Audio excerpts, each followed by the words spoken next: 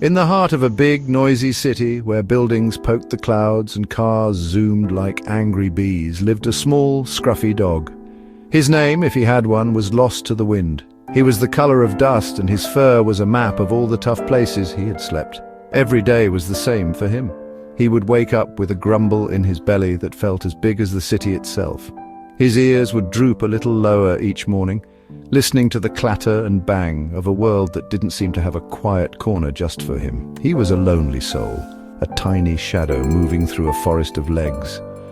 He spent his days searching for kindness in the eyes of strangers and scraps of food near the overflowing bins behind fancy restaurants. Sometimes a kind hand would offer a biscuit, and for a moment the world would feel warm and full of hope. But those moments were like raindrops in a desert, few and far between. More often he was met with a shooing hand or a hurried step. He learned to make himself small, to disappear into the background so that no one would notice the sad thump-thump of his lonely heart. He dreamed of a full belly and a soft place to lay his head, a simple wish for a simple dog. The nights were the hardest part of his long, weary days. The city lights would glitter, promising magic and fun to everyone else, but for the little dog, they only made the shadows deeper and scarier. He would find shelter under a broken bench in the park or in a cardboard box that smelled of old rain and forgotten things. He would curl himself into a tight ball, trying to chase away the cold that seeped into his bones. He watched families walking together, laughing and holding hands, and a small, sad whine would escape his throat. He wondered what it felt like to belong somewhere, to be someone's very own dog. He had seen other stray dogs, of course, but they were often just as scared and hungry as he was.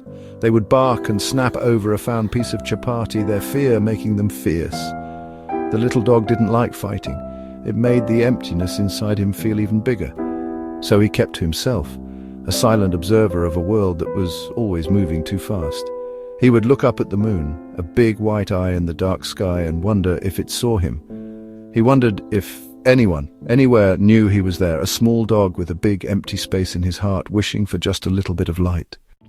One rainy Tuesday, when the sky was the color of a sad grey blanket, the little dog was taking shelter from the downpour in a messy junkyard. The rain made everything smell of wet metal and damp earth.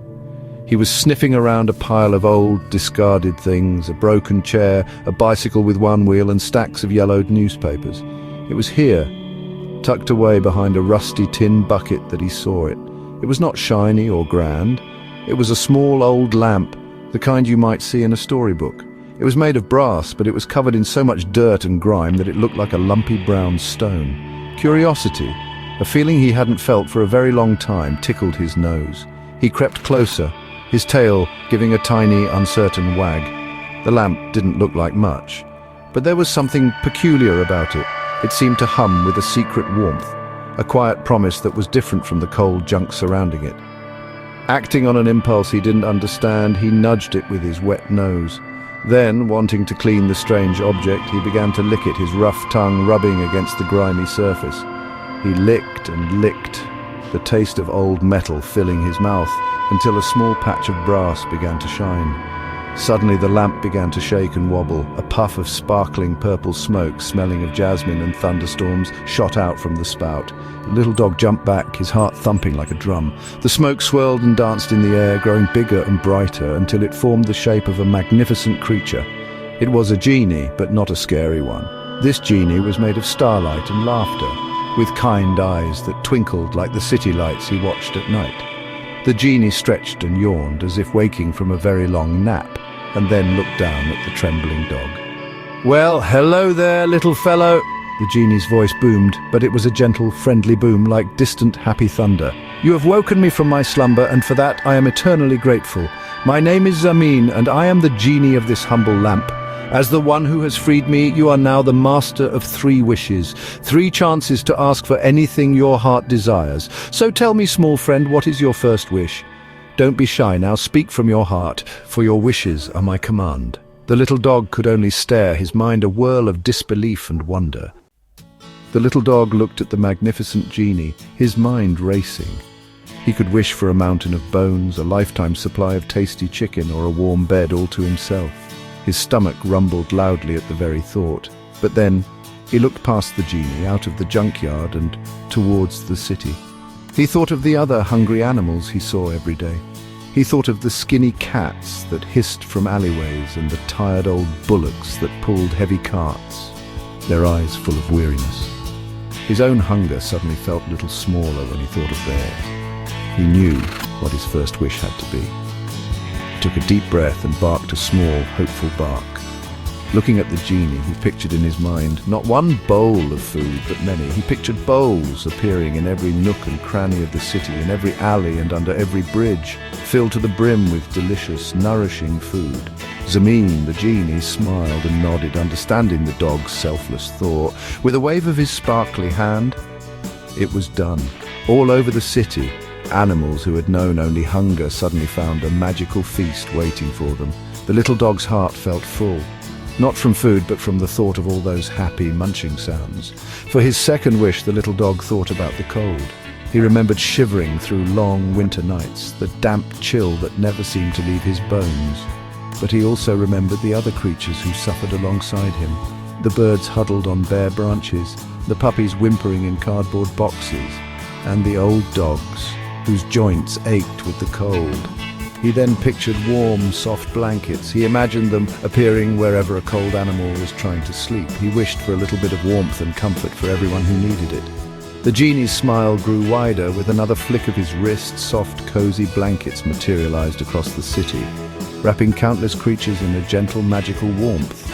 Now only one wish remained. This one, the little dog decided, would be for himself, but it was a different kind of wish. He didn't wish for a grand palace or endless toys. He looked at Zameen, the kind genie who had listened so patiently. He thought about how wonderful it felt to have a friend, even for a little while. He wished with all his heart for a home, not just a roof over his head, but a place with a kind person, a gentle hand, and a voice that would call his name. He wished for a family to love and a friend to belong to. This was the biggest, most important wish of all. As soon as the third wish left the little dog's heart, the world around him seemed to shimmer and change. The junkyard faded away, and he found himself sitting on a soft green lawn. A small house with a bright red door stood before him. The door opened, and a young girl with eyes as kind as the genie's stepped out. She gasped when she saw him, but it was a happy gasp. "Oh, you're here," she whispered, as if she had been waiting for him her whole life. She knelt and held out her hand. The little dog, without a moment of fear, walked right up to her and licked it. He had found his home. The girl named him Sharu, which means lion, because even though he was small, she said he had the bravest heart she had ever seen. Sharu finally knew the joy of a full belly every day, of a soft bed by the fire every night, and of a name that was called with love. He had his own bowls for food and water, but he never forgot the feeling of hunger. Every evening, when his girl gave him his dinner, he would take a piece of his food and carry it outside, leaving it on the pavement for any passing creature who might need it. It was a small act, but it was his way of keeping the magic of his wishes alive. His life was no longer lonely. He had the girl, and she was his whole world. But he also had other friends.